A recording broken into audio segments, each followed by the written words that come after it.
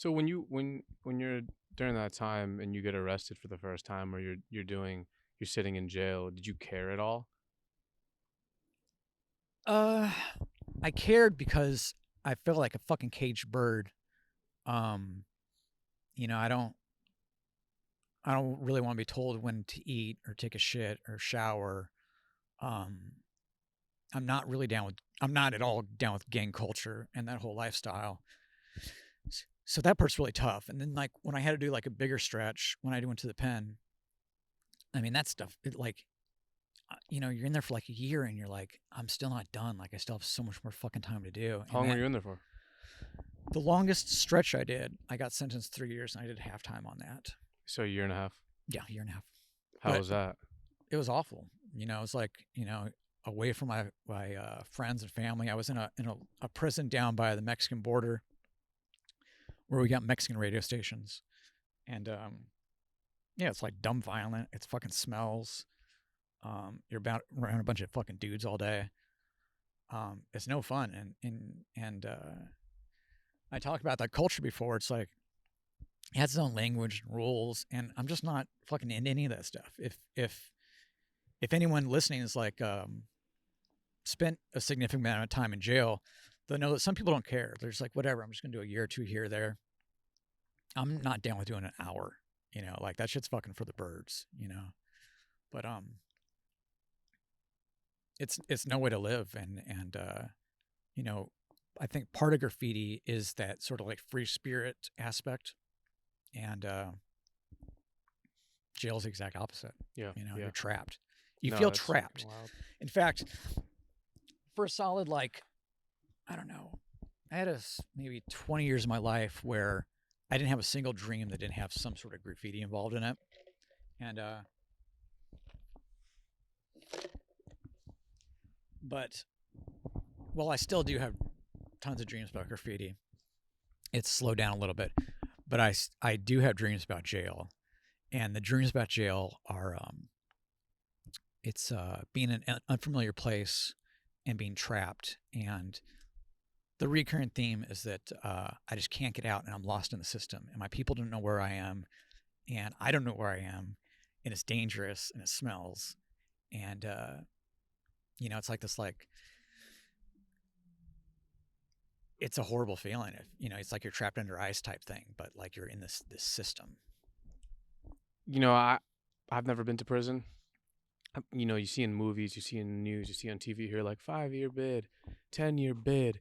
So then you hear 1-year bid and you're like, oh, that's not that long. Nah. Like, just objectively speaking, that's a long fucking time. If you were to go in there like February 1st and then a whole year of your life passes by, you get out February 1st of whatever the next year is. That's mad time, especially if like you're in a type of system where it's essentially a living hell. You're in prison. Yeah. Um LA, I feel like California West Coast prisons are known for having to just being like you're in the belly of the beast. Like you are in what you think of when you think of like dangerous American prison system.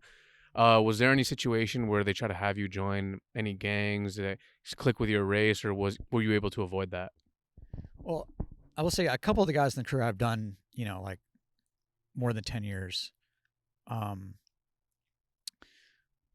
So sometimes some listeners might think that, year and a half is not that big a deal, but you go in there, and especially LA County. LA has the biggest county jail in the world. Apparently, there's like 25,000 people in there.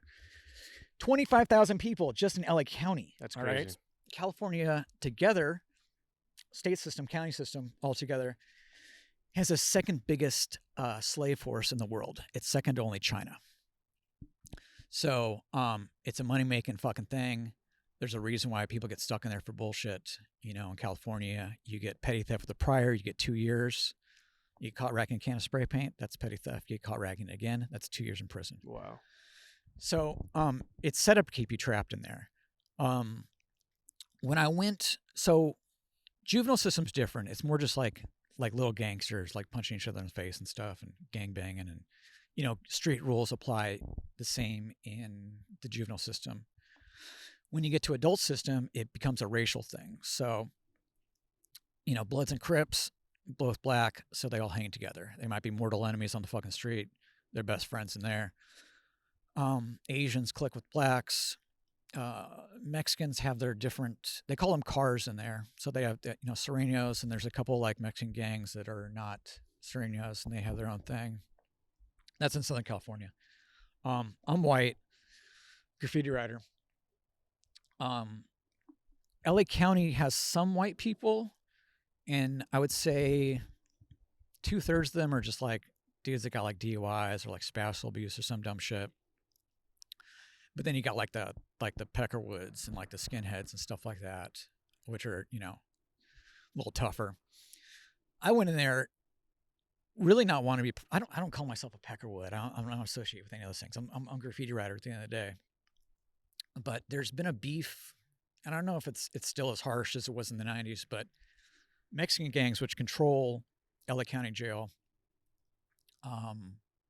don't like graffiti writers, because we sort of like walk this fine line of being like gangsterish but not gangsterish, and we have mixed races in our crews, and so like people, they're like, they call you Wood for short if you're white, and they're like, "What's up, Wood?" And I'm like, "I'm not a Wood," and they're like, "Well, what are you?" I'm like, "I'm just fucking me," But unless you're really fucking bad, unless you can like fucking, really get down like that, like, you leave yourself open. And Meaning by not associating with what they think you are. yeah, I mean, you sort of like, you have to choose which side you're going to be on. So it's like, you'll meet white dudes that want to be Serenos, and they'll have to put in extra work for that car. Some guys will be like, "Well, you're going to be a Sereno because you're a graffiti writer and you're Italian." And I'm like, "Yeah, but listen to the way I talk. I'm not like, I don't know, I can't speak Spanish. I'm not from a fucking neighborhood, So there's a bit of like trying to figure it out. And I probably made some mistakes along the way, probably embarrassed myself. But, I never got like stomped out. I never got stabbed. I never got violated in some fucking major way. And you see that happen. You see these fucking nightmare situations. You see people get all their teeth fucking knocked out. You see people get stabbed. You see people get raped. You see like all the crazy shit you think about jail. It happens in LA County. And LA County is like a fucking dungeon. So you get in spots where you don't see daylight for weeks. I had a time in LA County where I didn't see the sunlight for a month. Literally. I didn't see my reflection because there's no mirrors in there. Okay? So think every day you see the sun. Every day you see your face. Think of going a month without seeing either one. It's weird. You disassociate with yourself. Like, you become less human. And you literally will become like animalistic. You become animalistic. And it's hard. It's like a mental stroke. All these things are meant to be mental games anyway. And you see people go in there and they pop out the other side and they're a different human. They become, institutionalized or whatever. And I have a couple friends that they got out like 10 years ago and they're still like walking the yard in their mind. When I got out, it took a second to readapt, but I made sure that I left that mentality in there. Like, I wasn't down with that racist shit. I wasn't down with that ultra violence. It also like checked me to let me know if ever I had it down in my mind, I'm not a tough guy. You can go in there and not be a tough guy. Just don't act like you're a tough guy. And also, if you're not a tough guy, sometimes you got to get punched in the face. Like, you got to at least stand your ground and not fucking curl up in a ball. And because no one's going to get credit for beating up a fucking someone that can't fight that well, But you also get in situations where someone's not going to be that nice. And you just have to fucking figure it out, Yeah. Luckily for me, I have the ability to get along with whoever. You're a fucking surfer, you're a gangster, you're a fucking drug addict, you're a normal ass dude, you're a fucking, I can find maybe just like a sliver of humanity or common ground with most people. And that's what made it so I could survive. Yeah. Yeah. When you're in there, it's going to be survival is the key at the end of the day. And it's wild because you're in there for graffiti, Yeah. People thought I would lie because I'd be in there. You get the conversations. What are you here for? How much time are you facing? And, they're throwing like a decade at me at certain points. And they're like, "What the fuck did you write on?" Like, I just sold fucking like 100 pounds of meth, like people are in there for like statutory rape, fucking, and they're getting fucking less time than me, or even like proposed less time than me. So like, some people are like, look at me like, no, what are you really in here for? Yeah. You know, I'm like, you know, and then you get like the gangster dudes. They're like, you probably shouldn't tell people you're here for graffiti. Yeah. And I'm like, what am I gonna make up? I'm here for car theft? Like, Yeah. that's what I'm here for, you know? So after that year and a half in there, you came out and you wanted to bomb more. Yeah. Again, just like it just fucking pissed me off, man. Like, I was just like, so I lost the age of 23. I went in 22, came out 24. At that point, I had served 2.5 years of my life. In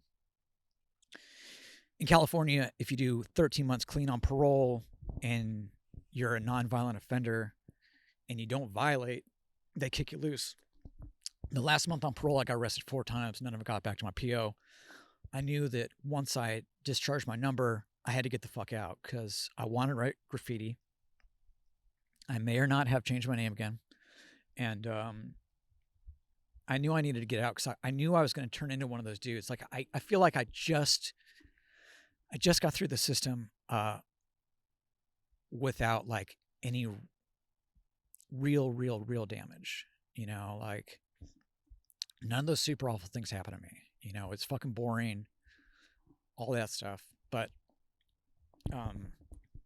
so I decided I got to get the fuck out of LA.